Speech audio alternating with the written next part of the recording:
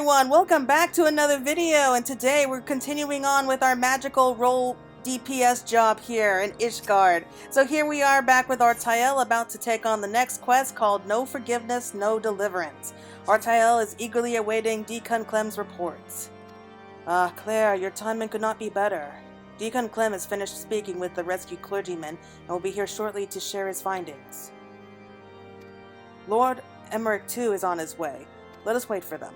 I'm so used to calling him Sir Emmerich. When I hear Lord Emmerich, it doesn't sound right.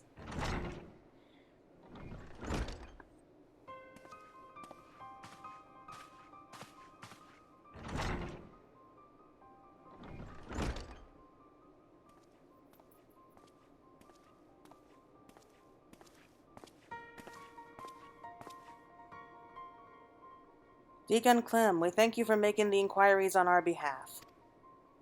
'Twas no imposition in the least. As I said, I am glad to do all I can. So, 'tis our understanding that those we escorted back were all close acquaintances of the Inquisitor who turned. Like him, they too have been the subject of harassment by certain quarters of the populace. Is this correct?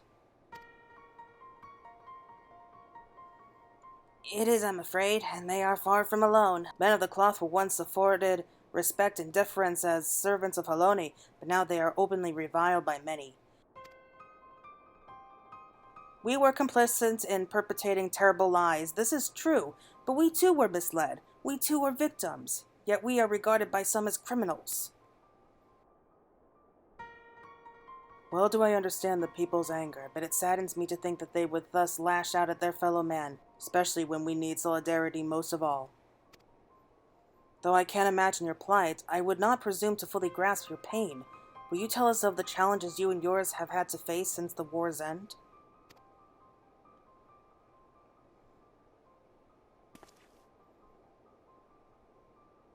Like all sons and daughters of Ishgard, we dreamed of peace in our lifetime, but now that it has come, we find that we have little cause to rejoice. Our faith has long been the foundation of our lives, and overnight that foundation has been crippled by fractures, beyond repair for some. To learn that we have been deceived, and that we had unwittingly deceived others in turn, was devastating. We who had once been shepherds to men found ourselves lost lambs, bereft of surety and wanting for guidance. We have languished in darkness, all of us.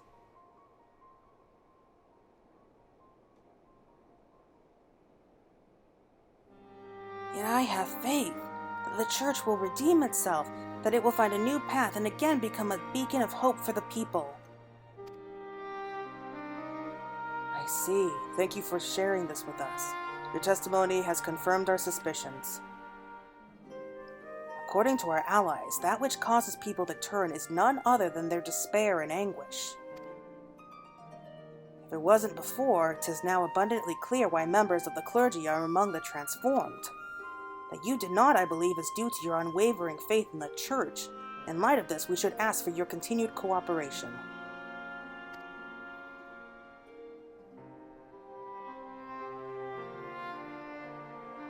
Of course, anything to help my brethren. Now that we have established the cause, that leaves us with the mystery of Profane Fadnir's identity. The progenitor of these troubles, could he too have been a man of the cloth? From what I recall of his garb, I doubt it. He was dressed in common fashion, and inadequately against the cold besides. 'Tis said that something of the individual may remain in the blasphemy, influencing its behavior.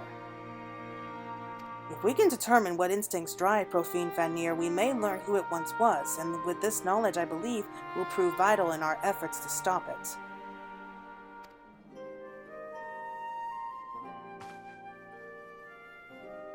Deacon Clem, we ask that you reach out to your fellow clergymen. Please do what you can to ease their anxieties. Understood. As I have ever done, I shall provide what comfort I can to those in need. Meanwhile, we must make it a priority to identify the blasphemy. To that end, I would seek out more eyewitnesses. The Hoplon is a busy place at any given time. Some ordinary citizens are bound to have been present at that tragic event unfolded. I propose that we make inquiries in the pillars. If you could attend to the Hoplon, Lord Artael and I will look in the surrounding areas.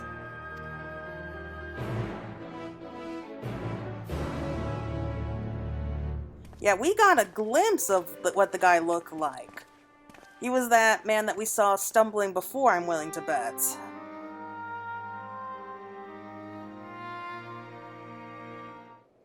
So I'm guessing that he might have been a member from the Broom, and maybe all he had was his faith to keep him going, and even that was taken away from him, and I guess he just gave up after that. That's my bet anyway.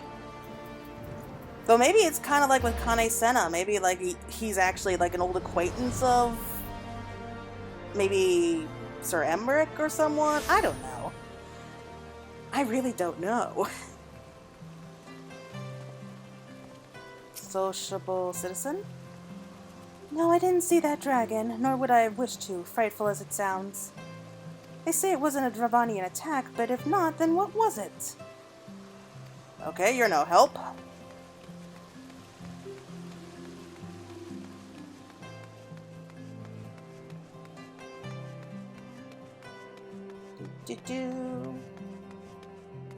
And is it... Can't go down there. It's on the steps.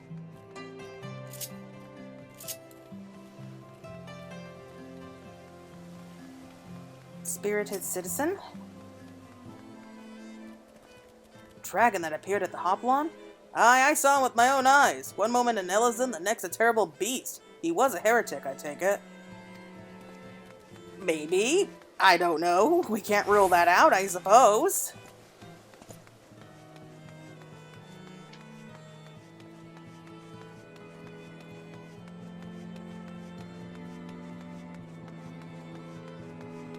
Started citizen.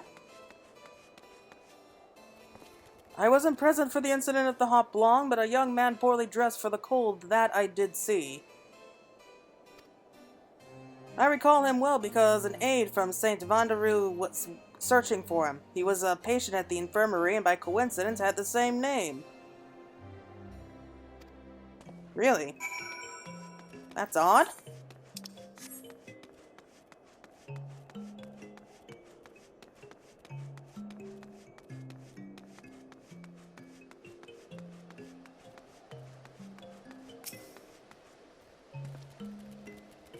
Were you able to learn anything? Well, we found something. There you are. Did your search yield any fruit?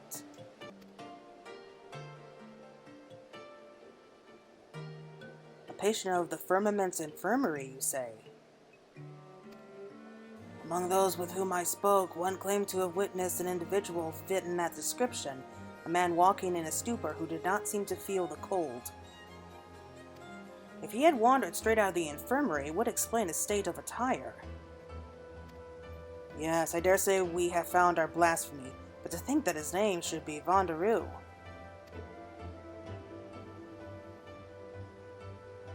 'Tis the same of that of former Heavensward Commander Sir Vanderoo de Rochamande, for whom the infirmary is named. Sir Vanderoo, however, retired from his station at a ripe old age some years ago. 'Tis not like to have been him. In any case, we have a lead. I shall head to the infirmary at once. Pray wait for me in the broom.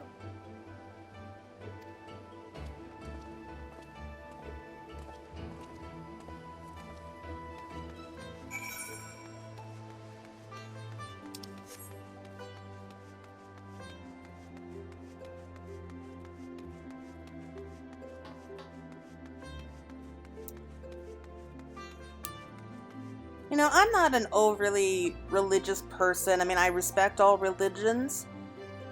And I can't help but feel bad. Like, I can't really claim to understand your faith that shook up. Like, I can't really claim that I really understand what that would be like. But even I know that it would probably be devastating to have your faith just completely taken away.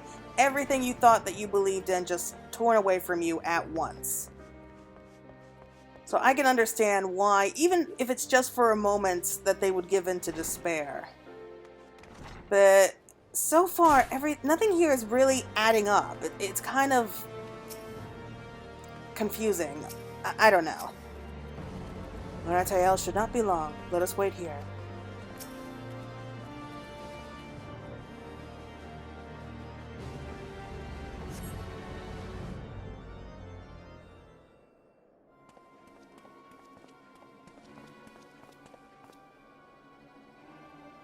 This is Lovric, the aide who was in charge of Vandaroo. Have you found him? Oh, please say that you have. We have not, I am afraid, but we seek to, and hope that you could tell us more about him. May we ask how he came to be at the infirmary? He was found by a patrol in the Central Highlands. After being treated for his hurts, he was brought to us for convalescence. Being in the prime of his years, he had been doing well, but then... Prime of his years? By all accounts, he is no old man. Seems safe to assume it isn't Sir Vandaroo. Oh no, he's definitely a different person, as I told Lord Artael. And though he gave his name as Vandaroo, he seems rather confused, and we had no means to confirm his identity. In his state, he shouldn't be wandering about on his own. Please, you must find him.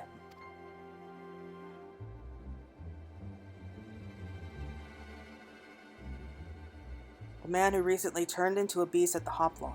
We regret to say it may have been Vandaroo.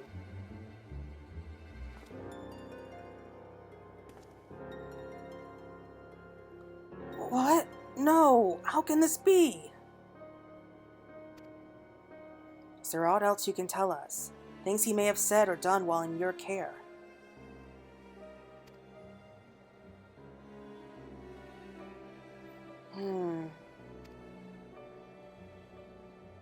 While he was still unconscious, he would often ramble. Though most of it was incoherent, he mentioned the Archbishop many times. Oh, and he spoke of a bishop too. Bishop Vartanox. I assumed he was a pious man, given this.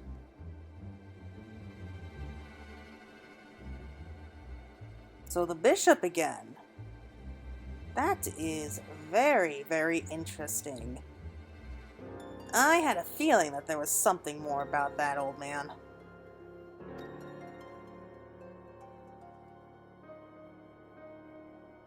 I see. Thank you for your cooperation. We will continue our investigation and, should we confirm what became of Vandaroo, inform you forthwith.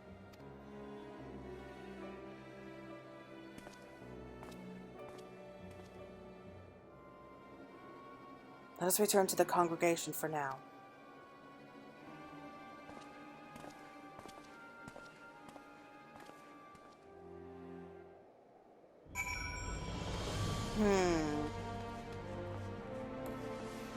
Very, very confusing. I mean, why would he mention the Archbishop?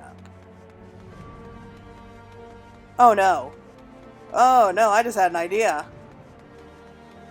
Is he like a member of, like, the Heavens Ward? Like, did he somehow survive all that and now he came back or somehow? I don't know how that is even remotely possible, but I can't think of another reason why he would mention the Archbishop. So he's either like a member of the Heavens Ward, or maybe like he conspired with the Heavens Ward at the very least, or maybe he really was just a man of the broom. I don't know. I really don't have the slightest clue here what's going on. It's oh man, this is gonna be bugging me all day until I figure this out now, isn't it? Oh, this sucks. Who could this Vandro be?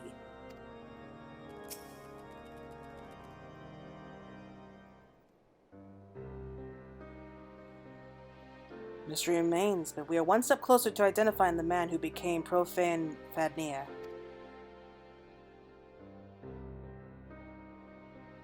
Indeed, though he was not at first appear to be a member of the clergy, his words betray a fervent faith. And how curious that he should speak not only of the Archbishop, but Bishop Vartanox specifically.